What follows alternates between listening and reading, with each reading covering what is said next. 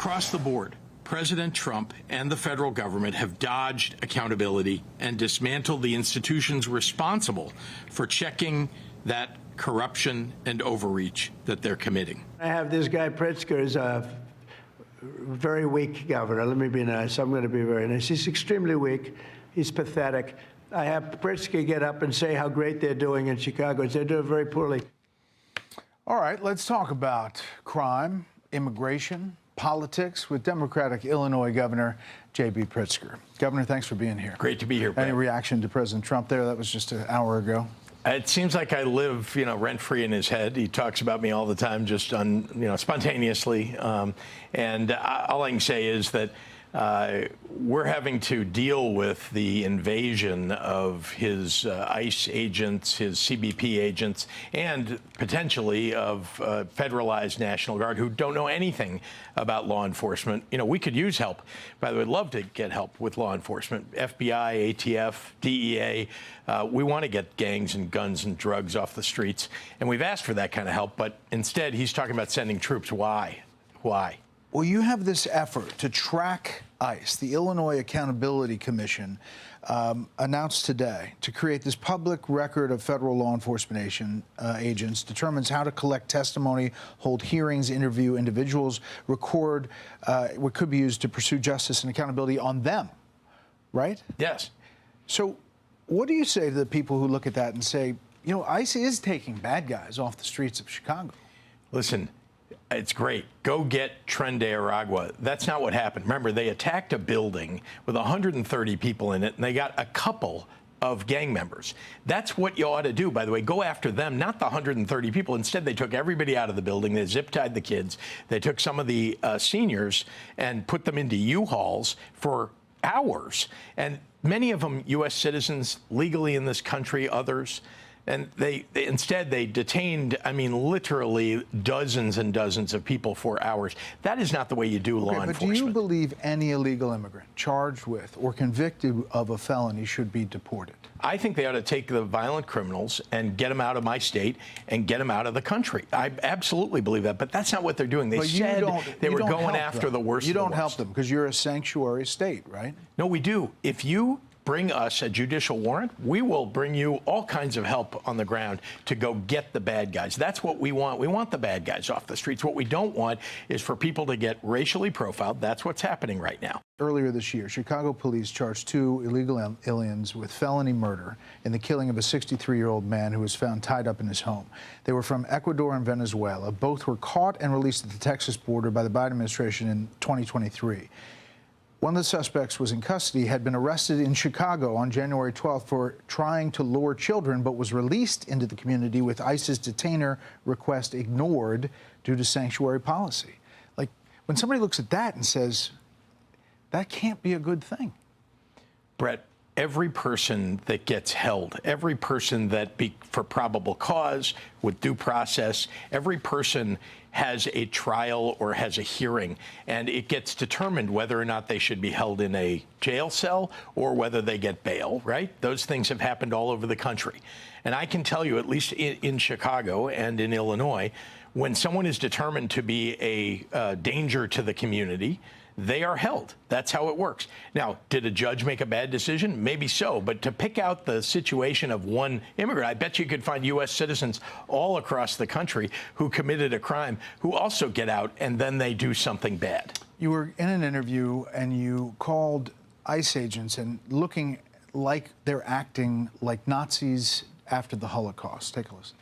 What I'm saying is that this is how authoritarian regimes do it. They create these kind of fake ideas that there's an enemy out there and it could be sitting next to you at one of these tables. This kind of language, fascism, Nazism, it's permission. We went to war to destroy the Nazis, to overcome fascism. It's permission. It's a slippery slope to violence, and it's unacceptable. And it's pervasive on the left. We saw that pre-Charlie Kirk. We saw it post-Charlie Kirk's terrible assassination, and it needs to stop, and the Democrats are guilty of not standing up against it. How do you respond to Senator McCormick? What I can tell you is that Alberto Pinochet was an authoritarian. There are lots of authoritarians that I could point to. It happens that I know best because I helped build a Holocaust museum sitting next to Holocaust survivors about what the Nazis did in those early years. No, I understand that. I'm not but talking you're about the comparing to Holocaust. I'm ICE talking about agents. what they were doing, taking away people's rights, arresting people, asking them for papers. Early on in an authoritarian regime, wherever it is in the world throughout history, this is what happens. It's the beginning of something very bad for our country, especially a constitutional republic. To his point, in this environment, you're demonizing ICE agents. If some ICE agent gets killed, and we just saw an assassination attempt down in Dallas, isn't that not something that we should be really talking about like that? The thing that we're demonizing is when ICE agents aren't following protocols. They aren't acting like law enforcement should act. They're instead literally racially profiling. We've seen it. All you have to do is go online and look at some of the videos. Just to be clear, because I think many people that are listening maybe haven't seen that You don't before. think you're painting with a broad brush of all the ICE agents that are doing their job? No, we're saying that if you're an ICE agent and you do these things, we think you ought to be held accountable. And yet no one in Washington, no one above them, no supervisor, no inspector general is holding anybody accountable. There literally haven't been any suspensions or firings for the terrible things that they've done, literally grabbing people, tackling them when they're U.S. citizens and have done zero You've wrong. referred to ICE as Kristi Noem's thugs. Would you be willing to do a ride-along with ICE in Chicago to get a better understanding about what they do and what they deal with? I can see what they do on the streets of Chicago. And are there any ICE agents that are good? Any ICE agents that are good? Of course. The problem is who's holding the bad ones accountable? Because the bad ones, frankly, are the ones that we're seeing all the time. And then you have Bovino on Fox News saying, oh, they're very professional. They're doing everything by the book. Why does Chicago have the highest murder rate of all the big cities? Well, we are not in the top 30 in terms of our murder rate. Indeed, well, our murder rate it has been cut in half over the last 4 years, and every year it's gone down by double digits. And if you look at all of the violent crime over the last 4 years, here's a map. They've all gone down. U.S. cities, 17.47 per 100,000 population. Chicago is number one over Philadelphia, Houston, Dallas, San Antonio, Phoenix, Los Angeles, New York, and San Diego. What I'm explaining to you is you're when talking you want to about fight violent crime. crime. Look, you can pull statistics up. No, I can these are too. murders. I'm explaining to you that our murder rate has been cut in half. And very importantly, Brett, and you got to hear this, very importantly, we've been doing the things that are necessary to bring crime down, right? We've invested in community violence interruption. We've invested in police. I've added more state police than any governor in quite a long time. It's very important that we do both of those things and more to invest in our communities so that we bring crime down. We're doing that. You know who's doing the opposite? Donald Trump. That's not what we need. If you hear from your constituents, your residents, and they say, ask for help. If help is being offered, ask for help. I have. And I do. And I regularly say, you've heard me, anybody that's listened to me has heard me say, and I believe this is absolutely necessary. Bring us FBI. We want to go after the gang members. Bring us DEA. We'd like to get more drugs off the streets. Fentanyl is killing too many people in Illinois. I want to point out, by the way, in the state of Illinois, we are 19th safest. I'd like to be number 1 or number 2 safest.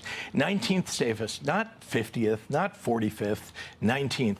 We're doing a good job of addressing crime and bringing it down steadily, doing the job but it's not going to get brought down by bringing soldiers onto the streets of American cities. I want to talk some politics. We talked about the environment and how people are talking. Should the Virginia Attorney General nominee, Jay Jones, drop out of the race over those texts that have been the focus of this race? Yeah, I think that the text that I think everybody points to, he's apologized about that. People make mistakes. They do. So he shouldn't drop out. It's one thing if someone's doing it repeatedly, right? If you're making comments repeatedly that are, like that, no doubt that was an offensive thing to write. You've donated $20,000 to Jay Jones' campaign. Yeah, I didn't. I mean, that was before anybody saw the text, but it doesn't matter. The point is, if he wasn't apologizing about it, if he didn't feel bad, and if he hadn't stood up and said, this is not how I really feel. I think everybody says, things along the way, particularly in politics, when you're getting attacked, that you probably shouldn't have said. Has the Democratic Party become too extreme? Do you think that the focus of your party is on the far left? Have you endorsed Zohran Mamdani in New York, for example? The focus of our party is not on the far left. The focus on our party is standing up for Americans' constitutional rights. That's what I believe. That's what most Democrats believe. I believe that Zohran Mamdani won his election because he talked about one very vital issue to the American public, and that's affordability. And that's what we all ought to be talking about. But, you know, unfortunately, Donald Trump every day is attacking our American cities. We've got to stand up for democracy. But we've also got to, you know, talk about, and I have done this, eliminating the grocery tax in the state of Illinois, making sure we're bringing down taxes for small businesses. So these are all things that I think really matter to folks at the kitchen table every single day. You say standing up for the democracy. Here's what you told Stephen A. Smith. So you're saying that the president of the United States is going to try to steal an election? Is that what you're saying? Oh, this is a guy who tried to steal the election back in 2020, and he would do it again. Yeah, I think he's proven that he's willing to do that. There are many Democrats who pointed to Donald Trump before the 24 election, saying he was challenging the integrity of the election by saying almost exactly what you're saying about him now. Why do you think he's going to steal the election? What I'm telling you is you can just look back in his own history, that back to 2020, after the election, when he claimed fraud, he claimed it had been stolen from him. And he and Michael Flynn discussed, and Michael Flynn very publicly talked about, maybe we should use troops and go in and seize the ballot boxes and count the votes.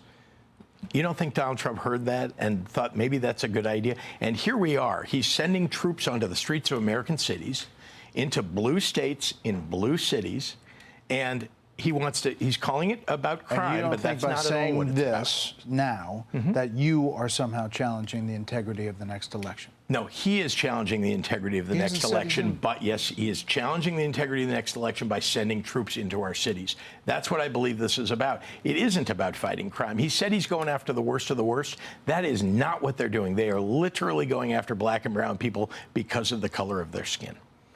The worst of the worst. If ICE is getting the worst of the worst off the streets, is that a good thing? Yes, anybody that they get that is worst of the worst is a good thing, of course. But you remember, they're bragging about the fact that, oh, you know, 60% of the people that they're stopping have done something wrong. 40% are being held, detained. These are U.S. citizens, people legally in this country. The economy, Illinois, property tax, most recent was 23, but it's highest in the U.S.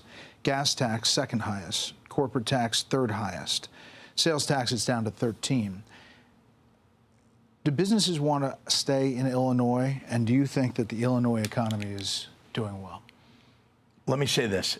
When I took office from a Republican governor, everything was going the wrong direction, exactly what you're talking about, right? So when I took office, we had to address all of these things. So we're moving in the right direction, and indeed, we've attracted more businesses to the state of Illinois. We have more people employed in the state of Illinois than ever before. Things are going the right direction. I can't solve all the problems at once, that's for sure. I can tell you that with regard to property taxes, the biggest problem is most of your property tax bill comes from paying for schools. Two more things.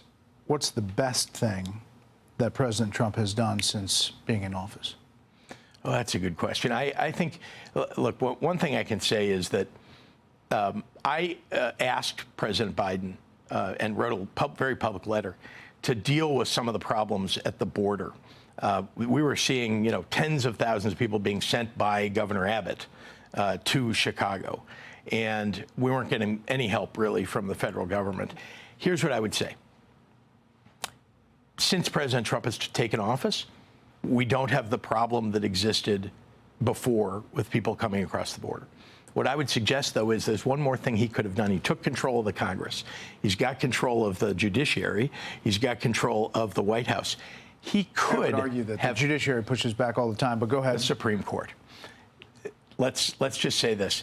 He could have proposed comprehensive immigration reform and gotten it passed. He could have done that. He hasn't done that. Why? Why does he want to send troops in? Why does he want to send ICE and CBP in? Why not get immigration reform in place that we can all rally around? Look, I like that we have borders. We need borders, right? You don't have a country if you don't have borders. But let's deal with immigration with an actual bill that Democrats and Republicans can rally around. We've seen it before. It's been done before, but it's been 40 years. Let's finally do it. Are you considering running for president? I'm running for re-election as governor. I appreciate the question. I'm always flattered by that question. But honestly, I love the state of Illinois. I'm going to do whatever's best for the state of Illinois. Last thing. The dealer has a 2. You have a 16. That's the debate everywhere. No, I mean, Were you proud or embarrassed of announcing 1.4 million of Oh, gambling neither units? one. It was just I did what anybody would do if you're telling the truth, right? You pay your taxes. You know, I got really lucky. That's what happened. It's like somebody who won the lottery. You get really lucky. You're going to pay your taxes on it. Governor, we appreciate you coming by and taking tough questions and answering them. We'd like to have you back. Thank you. Good to see you, Brett. Appreciate it. Appreciate you. Click here to subscribe to the Fox News YouTube page to catch our hottest interviews and most compelling analysis. You won't get it anywhere else.